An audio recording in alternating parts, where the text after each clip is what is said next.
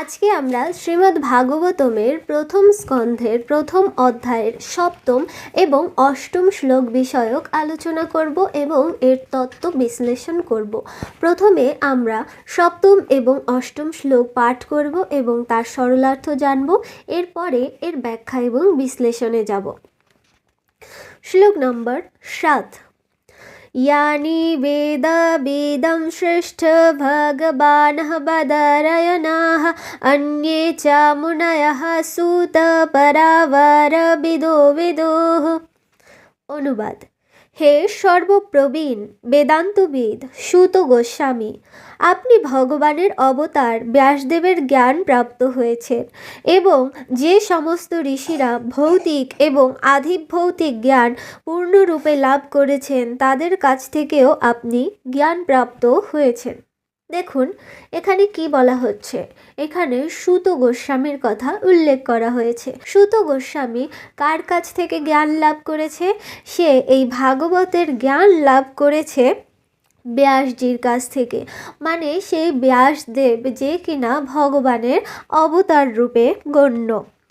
এখন এখানে কি বলা হচ্ছে, এবং যে সমস্ত ঋষিরা ভৌতিক এবং আধিভৌতিক জ্ঞান পূর্ণ রূপে লাভ করেছেন।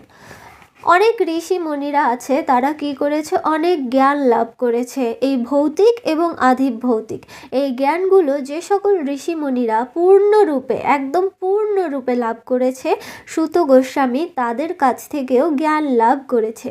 দেখুন জ্ঞান শুধুমাত্র কিন্তু জ্ঞানীর কাছ থেকেই লাভ করা যায়, জ্ঞান কিন্তু মূর্খের থেকে লাভ করা যায় না। এ কারণে এখান থেকে আমরা বুঝতে পারি আমাদের সঙ্গও ভালো হওয়া উচিত। কে জ্ঞানী, কার কাছ থেকে আমরা কি নিতে পারবো, এই জীবনে জ্ঞান আহরণ করতে গেলে অবশ্যই জ্ঞানীর সঙ্গ করা উচিত। কার কাছে গেলে আমরা আধ্যাত্মিক জ্ঞান লাভ করতে পারবো সেই বিষয়ে কিন্তু আমাদের অবগত হওয়া উচিত।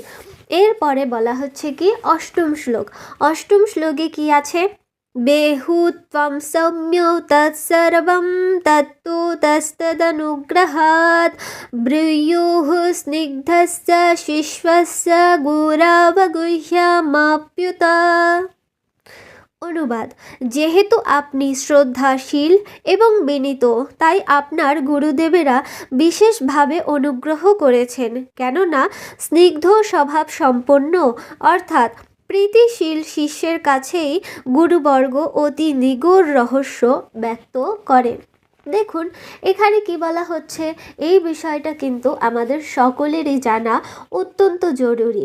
আমরা শুধুমাত্র গুরুর পিছনে ছুটি দীক্ষা নেওয়ার জন্য, কিন্তু আসলে কিন্তু সেভাবে ছোটা উচিত নয়। আমাদের গুরুর কাছ থেকে ভগবত তত্ত্ব জানার জন্য আগ্রহ থাকা উচিত। আমাদের এই বিশ্ব ব্রহ্মাণ্ড সম্পর্কে, ভগবানের সৃষ্টি সম্পর্কে, ভগবত তত্ত্ব সম্পর্কে জানার আগ্রহ থাকা উচিত। তাহলেই কিন্তু গুরু আমাদের কাছে সেই গুপ্ত তত্ত্ব, ভগবান সব জায়গায় বিরাজমান, তারপরেও সে একজন গুপ্ত, তাকে আমরা কোথাও দেখতে পাই না, কিন্তু তাকে আমরা অনুভব করতে পারি। এই ভগবত তত্ত্ব অনুধাবন করাতে এবং ভগবত তত্ত্ব অনুভব করাতে গুরুই কিন্তু আমাদের সক্ষম। তো গুরুর আশ্রয় অবশ্যই নিতে হবে এবং গুরুর কাছে আমাদের কেমন শিষ্য হতে হবে, যেন সেই গুরু আমাদেরকে সেই সুতজির মতো শিষ্য মনে করেন, যেন তার মতো মহান শিষ্য আমরা হওয়ার চেষ্টা করতে পারি, যাতে করে গুরু তার গুপ্ত তত্ত্ব আমাদেরকে প্রদান করেন। যতক্ষণ পর্যন্ত গুরু সেই গুপ্ত তত্ত্ব আমাদের প্রচার না করবেন আমাদের কাছে, ততক্ষণ পর্যন্ত কিন্তু আমরা সেই ভগবানকে লাভ করতে সক্ষম হব না। ভক্তির দ্বারা অবশ্যই সক্ষম হতে পারে, কিন্তু আমাদের সেই ভক্তিটাও আসতে হবে। তো ভক্তি কোথার থেকে আসবে? যখন আমাদের গুরু শেখাবে যে ভগবানকে কিভাবে ভজন করতে হয়, ভগবানকে কি করে বুঝতে হয়, ভগবান আসলে কে, কেই যদি আমরা না জানি তাহলে আমরা তার প্রতি আসক্ত কি করে হব, তার প্রতি ভক্তি কি করে আনবো? তাই জন্য ভক্তিরও মূলে হচ্ছে কে? গুরু।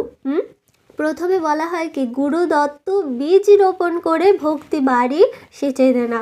আগে গুরু লাগবে, তারপরে সেই মন্ত্ররূপী বীজ লাগবে, তারপরে ভক্তি লাগবে, তাহলেই কিন্তু ভগবান আসবে।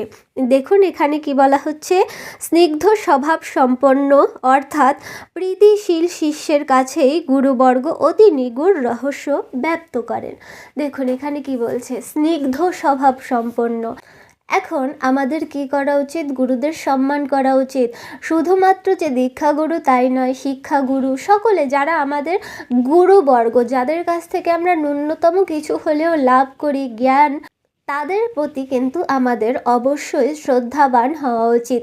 এ কারণেই তো বলা হয় শ্রদ্ধাবানম লভতে জ্ঞানম। আগে আমাদের শ্রদ্ধাবান হতে হবে, তারপরেই কিন্তু আমরা সেই জ্ঞান আহরণ করতে পারবো, না হলে কিন্তু আমাদের দ্বারা জ্ঞান আহরণ সম্ভব নয়। একজন শিক্ষককে দেখবেন ক্লাসে সে কোন শিক্ষার্থীদের প্রতি বেশি গুরুত্ব দেয়, যারা সবসময় ক্লাসে খুব অ্যাক্টিভ থাকে, ফার্স্ট বেঞ্চে বসে থাকে, প্রথম সারিতেই থাকে সবসময়, টিচার কি বোঝালো না সবগুলো ভালো মতো দেখে, মনে জানার আগ্রহ থাকে, টিচারকে প্রশ্ন করে, তেমন স্টুডেন্টদেরকে কিন্তু সেই টিচাররা বেশি করে গুরুত্ব দেয়। আর যারা পিছনে থাকে ব্যাক বেঞ্চার্স, তাদের কিন্তু অতটা গুরুত্ব দেয় না, যে তোমরা পড়লেও পারো না পড়লেও পারো, তোমাদের শিখিয়েও কোনো লাভ নেই। তেমনই দেখবেন গুরুদের কাছে কিছু কিছু শিষ্যরা খুব অ্যাক্টিভ থাকে, আর তারা সেই গুরুদের সঙ্গে সম্পর্কও খুব ভালো রাখে, গুরুরাও তাদেরকে খুব পছন্দ করে, কারণ কি তারা হচ্ছে অ্যাক্টিভ। তেমনই আমাদের এই আধ্যাত্মিক রাস্তায় অ্যাক্টিভ থাকতে হবে। ভগবানকে পাওয়ার জন্য আকাঙ্ক্ষা, সেটা আমাদের অ্যাক্টিভ রাখতে হবে, তাহলে গুরু আমাদেরকে সেই সঠিক জ্ঞান প্রদান করবে। না হলে কিন্তু আমরা সেই সঠিক জ্ঞান থেকে বঞ্চিত হয়ে যাব, একই ক্লাসে থেকেও ভিন্ন যাত্রা আমাদের হবে।